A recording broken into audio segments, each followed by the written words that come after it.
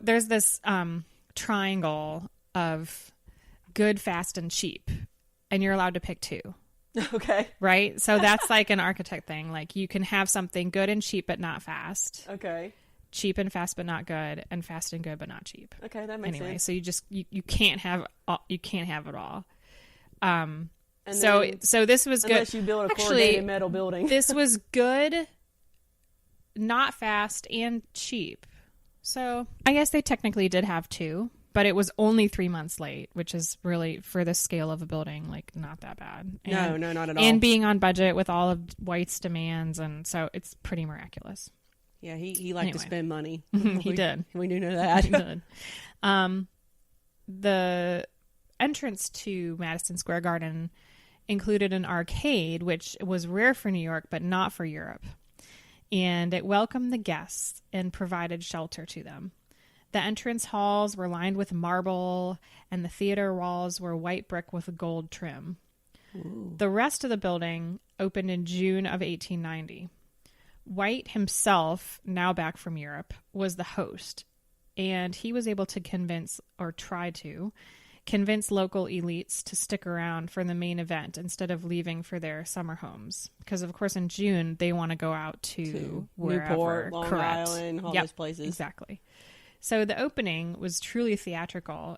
There was an orchestra playing, there was a ballet, there were costume ushers, which some of the descriptions of these costumes were really terrible, and the critics wrote about them, just the color, and it was just, they were very over the top. Okay.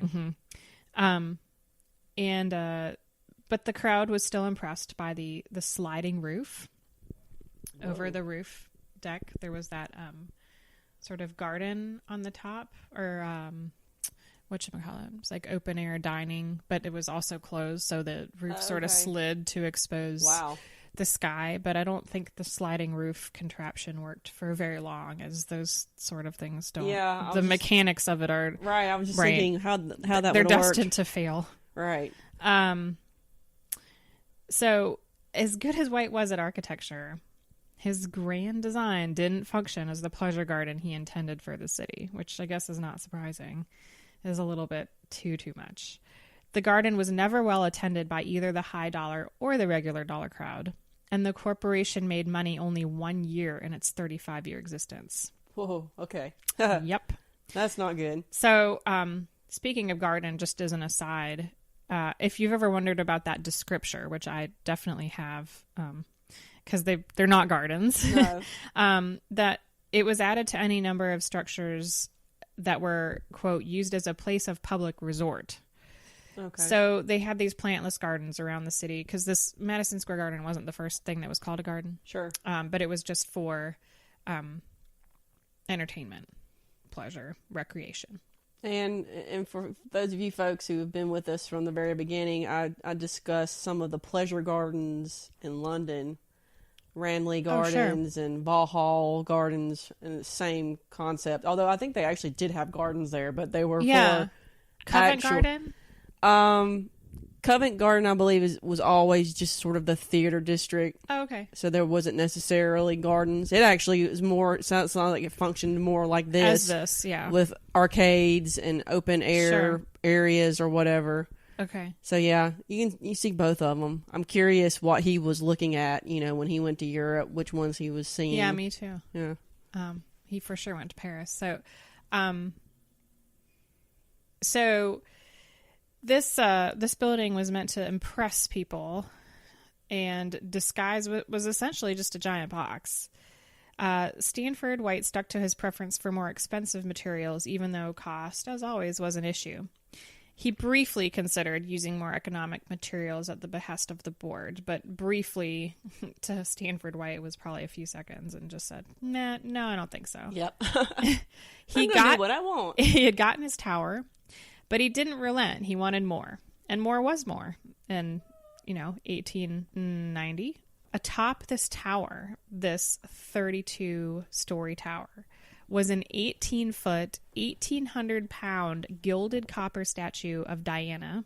Was she naked? She was naked. Okay. And this is the first time that a public statue was shown in the nude. Not that you could see it from that far up. But. Yeah, not as if anyone could perceive her in the altogether from 300 feet away. But right. yes, she was in the nude.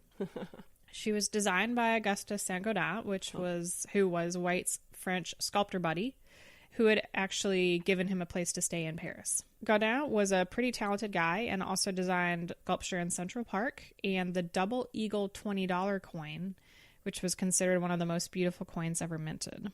Diana, atop Madison Square Garden, was a beacon at night, visible from as far away as Greenwich, Connecticut. But after a string of unfortunate events, the original Diana was replaced by a lighter, hollow version in 1893. The long story is entertaining, but I will not go into it. White's Madison Square Garden filed bankruptcy in 1916. And I read, but just don't understand the jargon of the U.S. Circuit Court of Appeals summary from this proceeding. It includes the word chattel, which always makes me giggle. So Madison Square Garden briefly experienced a resurgence, but it was still demolished in 1925 to make room for Cass Gilbert, another big name, actually very talented architect. He designed the New York Life Insurance Building. So White's Madison Square Garden was the last Madison Square Garden to be built on Madison Square. Oh, okay. So that's 2. Yeah. I don't know where 3. I don't know if 3 can't be where it is now, right? Anyway, I'm not sure. Okay. Mm-hmm. Cool. All right. Well, let's pan back over to what was going on in White's personal life. And as we've alluded to, he was a bit of a guy about town. Even though he was married, he certainly did not act like it, and had several love nests stashed throughout the city. That came into handy because he met Evelyn Nesbit in 1901 when Evelyn was starring in the chorus of the play Florodora. Evelyn was she was actually the first kind of supermodel. Right, because she posed for portraits or paintings and right, was an inspiration for what the Gibson girls. That's yeah, right. She was one of the Gibson girls. She was painted by several important painters of the time period. She was on magazine covers. I mean, she was really pretty. Yeah, she was very pretty. Look her up if we'll try to post a photo of her on the Instagram. But so yeah, she got bored with modeling and ended up wanting to be an actress. So that's kind of how she ended up in the chorus of this play. She was roughly 16, maybe 17 years old at this time. Too young for, what was he, 48? He was 46 when they met, right. So he was a good 30 years older than her. Stanford, immediately set himself up as her protector. He helped her family in an attempt to prove his trustworthiness. He moved them from their rundown flat to a suite in the Wellington Hotel that he personally decorated for them. He entertained Evelyn and her friends, including Edna Goodrich, who was in the chorus of Florodora with her, at his apartment on 24th Street. That building is no longer standing, but apparently it was a multi-story building with the toy store FAO Schwartz in the first floor, which I find kind of ironic since he's entertaining these girls who were barely out of childhood. Yeah.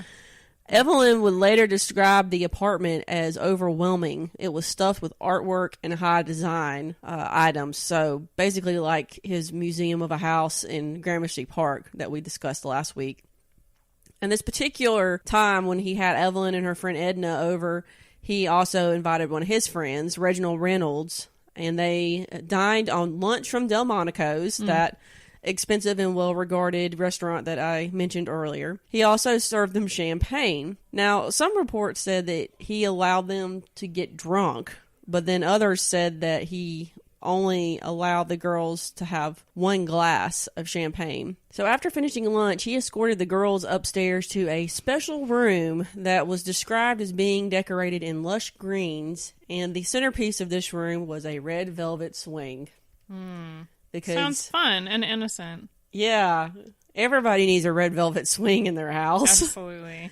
So apparently he pushed Evelyn on the swing and made a game of trying to get her so high that her foot touched a paper parasol that was suspended from the ceiling. Apparently he had these Japanese parasols like hanging upside down from the ceiling. Yeah. And so, it was all fun and games until a couple days later when Mrs. Nesbit left New York to go visit some friends. Mm-hmm. Now, she was concerned about leaving her daughter alone in the city, and Stanford gallantly offered to keep her safe while she was gone. That's so nice. Yeah, it was. He did this, of course, by inviting Evelyn to dinner at his apartment. Mm-hmm. And then this time he allowed her a great deal of champagne before taking her upstairs to what she called the mirror room. Oh. It was a small room with mirrors on the ceiling. Oh. So it sounds like a bad 1980s movie. I'm thinking cheesy saxophone music and... I think it sounds really fun. Okay. And maybe includes a soundtrack by Kenny G. Barry Manilow. Oh, Barry Manilow. Tom Jones? Lionel Richie. Oh. Lionel Richie's a good one, too. Maybe we'll... Hello? Maybe we'll have to put together a Scandal Sheets soundtrack. Oh my God. It's on. It's happening. Oh my gosh. Best idea Phil ever. Collins. So, more champagne. Wait, I'm still brainstorming. Oh, you're still brainstorming? I'm just kidding. Go ahead. Okay. Yep. So, apparently more champagne was drunk. There's a lot of apparentlys in this. Well, you don't... Nobody was there. I mean... Right. Right. And Evelyn may not have been the most reliable narrator. Sure. So, more champagne was drunk, and the last thing Evelyn says that she remembers was changing into a yellow silk kimono. Bad idea. Mm-mm. And when she woke several hours later, she was in bed with Stanford, who was naked. Okay, so the way she described this whole event was that she went into that room, the mirror room, a virgin, and didn't come out as one. Oh, okay. But so some people say that she was probably drugged, but being a young girl, I would think that she probably passed out from drinking too much champagne. Probably. Regardless of what happened, Evelyn told no one. So she continued to socialize with Stanford and his set of friends. She often attended lavish parties that he threw in the tower of Madison Square Garden. So she didn't fear him, apparently. Okay. And they saw each other every day for approximately 6 months following this initial encounter. So from all appearances, it appeared to be consensual. Of course, Stanny was lavishing her with furs and didiamonds. Gifts, so what else is a girl to do? And she doesn't know any better if she's 16 or whatever. 17. A minor actress with really no means to support herself. So and he seems like a lot of fun. Right. Sort of. Although she did think he was tremendously old. She did go on the record for that. So they did have repeated sexual encounters. And some reports say that Stanford enjoyed watching Evelyn in the red velvet swing, naked, of course. Sure. And that they would often have sex on a tiger skin rug, also contained in that room. So that's when the point arrives that I have to ask whether or not this was real versus embellished. Yeah. But Stanford had quite a scandalous reputation. He apparently started a sex club with several other libertines in 1887. Okay. It was known as the Sewer Club. That sounds like something that doesn't totally want to join, right? Yeah. No. Call it swingers or something, since he likes swings so much. The velvet swing. Yeah. Velvet swinger. I don't know. Velvet rope. That sounds like a really good name, actually. So part of me would not be surprised if all this was true, given that he had that kind of reputation. But then part of me also wonders about if it was embellished. And as I said, Evelyn wrote her own biography. Oh. And a lot of these details came from it. Nobody can fact check. And then, newspaper, I mean, not that news isn't sensationalized now, but then it was really sensationalized. Right, as we will find out here in a few minutes. Now, Evelyn wasn't in Stanford's thrall for too long. He took off for Europe again, and she soon met the famous actor John Barrymore, who was actually working as a newspaper illustrator at the time. What year is this Europe trip? Is this the one that coincides with is this when he was taking precedent for Madison Square Garden? Or it's already built, and he just keeps to go This is 1902, 1903, I believe. So, Evelyn was pretty smitten with John, and he fell madly in love with her, and I mean... I can't blame her because John Barrymore was a fox. Have you ever seen pictures of him? I I'm sure I have. I just don't remember. Yeah. He was definitely more age appropriate for her because he was only 21. So okay. That was good. But then he wasn't making much money, and Mrs. Nesbit wasn't too happy about this, so she asked Stanford to intervene. Right. So the mom is just standing by when all this is happening. Right. Because she's like, my she daughter's can't be so beautiful and successful. Right. I mean, I'm sorry. I just don't believe that she was completely